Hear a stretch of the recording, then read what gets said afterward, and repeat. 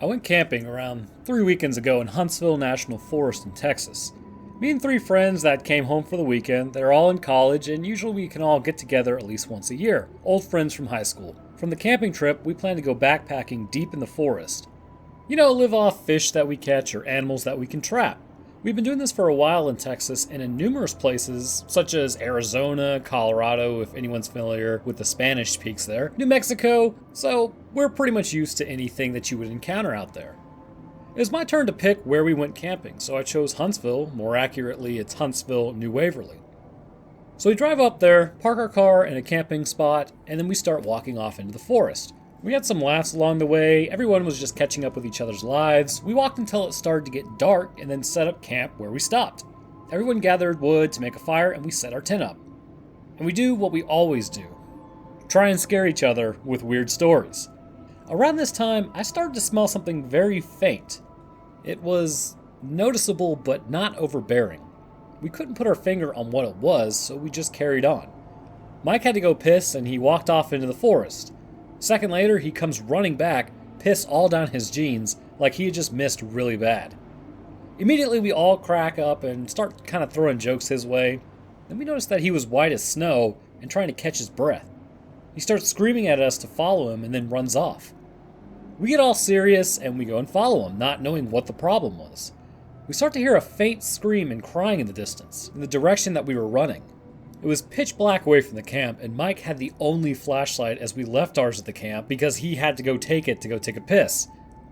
So at this stage, we didn't have much choice but to follow the light, which was frantically pointing here and there in front of him.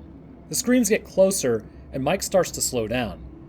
We then noticed an old ratty cabin that looked like it had been abandoned, except for a faint light that we could see from the old mildew-covered windows. The crying was intense. Whoever it was couldn't breathe enough to let out a full yell. We all followed Mike up to the front door and we could hear the crying from inside. As soon as he knocked, it stopped. We all waited and heard really heavy footsteps walking fast to the door. There was a giant slam against the door and then the sound of a bolt unlocking. Then, nothing. We waited for a bit, knocked a few more times, but still nothing happened. We walked around the house, there was really no fucking way any of us were leaving each other's side, and noticed a window which was a good ways up. Alex took a deep breath and he said that he had to give him a boost so that he could get inside. Me and Mike lifted him up to the window, we watched him brush away the dirt and webs from the window, and place his face close to it to try to see something. There was a quick beat, then suddenly he breathed in fast and let out a loud scream. He then fell back from the window screaming bloody murder the whole way down. As we all tried to calm him down, he was just way too hysterical. We went to him, but started to shake, punch, kick, cuss, you name it, and then he took off towards the camp. None of us wanted to be separated, so we ran close behind him. We caught up to him and grabbed him and set him down. The fire was dying out, so I grabbed some nearby wood and we collected it and added it to the fire. My hands were shaking and I had to do something. I went back to Alex and we tried to calm him down. He wouldn't, and he just kept screaming, and he was breathing so hard that eventually he fainted. All of us are terrified now, and we all kept the fire high until sunrise. Periodically, Alex would wake up, scream like he did before, but by sunrise he was up and looked catatonic, just mumbling to himself and whimpering. Me and Mike decided to go look through the cabin window now that it was daylight.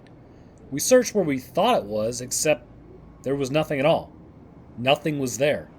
The indistinct smell from last night had now grown into a very strong smell of something dead, something stale. We headed back to the camping site. When we got there, we found Alex had chewed into the sides of his face and swallowed so much blood that he was throwing up. John was at his back, and he looked like he was about to die from exhaustion. I guess we all looked that way. I just didn't notice until I saw his face. Alex said quietly that we need to leave, now. We all started to pack up the tent.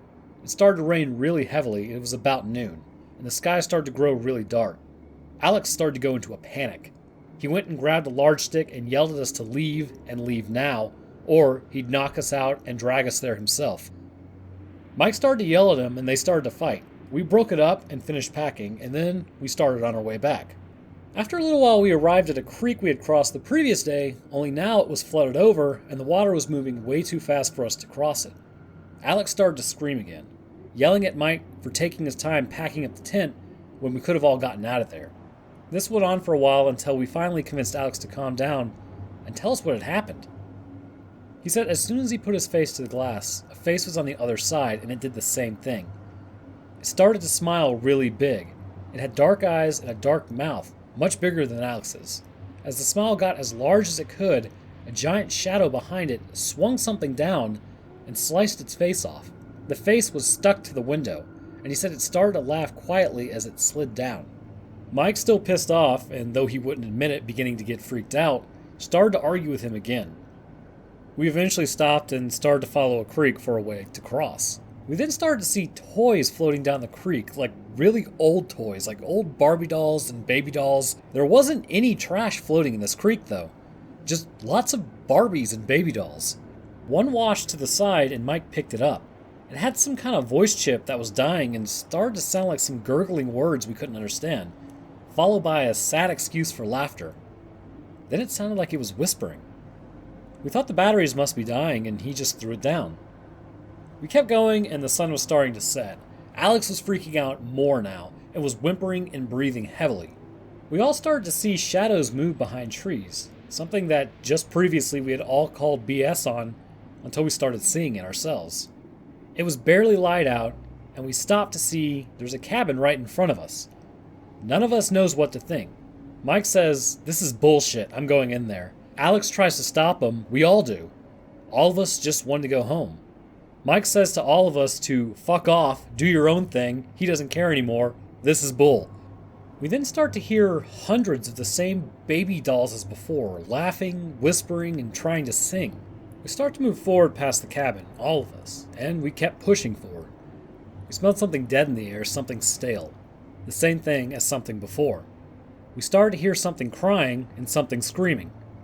We kept going. We eventually crossed the creek and left the woods.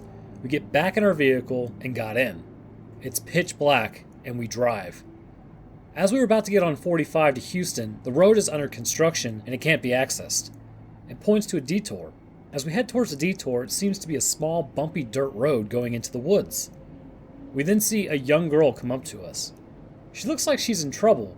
Young and pretty, she approaches the passenger side of the door and looks like she's really drugged up or beaten up. Alex doesn't roll down the windows, nor does he open the door. She reaches for the handle and he immediately locks it. She puts her face to the window and starts to smile really big. We just floored it. Alex starts to cry and scream and we are all breathing heavy, just sucking wind. We finally cut onto a street that takes us to 45 and we take it the whole way. When we get back to our apartment, everyone doesn't know what to say and we all just sort of break apart and go our separate ways. Mike messages me later and says that he's going to go back. I try to convince him not to, and all he does is say it's our own minds that was screwing with us. I think he really just wants to prove to himself that he wasn't scared. I can smell the stench everywhere now. I don't go out anymore, I just stay in and don't answer the door. Last week, everyone I met was acting really strange. People that I knew for a long time and total strangers. My own dad, when I went to his place to eat supper with him, he just kind of watched me, strangely, when I was sitting down. He didn't say a word the whole time. I kept asking him what's wrong, but he just slowly shook his head. When I was leaving to go home, I turned to wave. He had black eyes and an open mouth that was in, like, pain. When I started to walk back, he shut the door and bolted it. I stayed there knocking and knocking. Nothing. I called him. His phone was disconnected. I even called the police. Halfway through the questions that they were asking me, the connection started to fade into static. I could hear a faint mumbling, singing, and laughing. Mike has completely vanished. There's not even a record of him being alive. When I called Alex's house, they talk to me like I'm some salesman. They say they don't know who Alex is, so please stop calling. But the person who told me this was Alex's mother. I also can't get a hold of John. Someone knocked on my door, and when I went to look, I saw a face completely covering the peephole and a giant smile start to form. I called the cops again, and instead of it turning into static, they got really strange. "Sir, are you affected by any drugs at the moment?" "No." "Are you coming home anytime soon?" "Excuse me?" "Come home." The phone call ended. My mail slot swings every now and then. Someone is sliding pieces of baby dolls through it. I try to call people now, and all I can hear is static, and a bad doll noise, and also this crying and screaming. My TV is busted, but when I go to piss, I can hear it on. I think I might be going insane. Whoever lives above me started to scream in pain and crying deeply recently. I hear giant footsteps from the apartment. I hear bangs and something falling to the ground. From the neighbors to the right of my apartment, I hear what sounds like a baby that never gets tended to, and then it sounds like a doll whose batteries are dying. My phone has been ringing now, and it's Alex, telling me things in a language that I've never heard before, nor could ever manage to repeat. I keep getting emails of pictures of black and small colorations. Now I can't even access my email. Someone knocks on my door, and then they slam against it. I hear the bolts unlocking one by one, and I run to make sure that all of them lock back. Then, I do the only thing I can do. To sit down and begin to cry.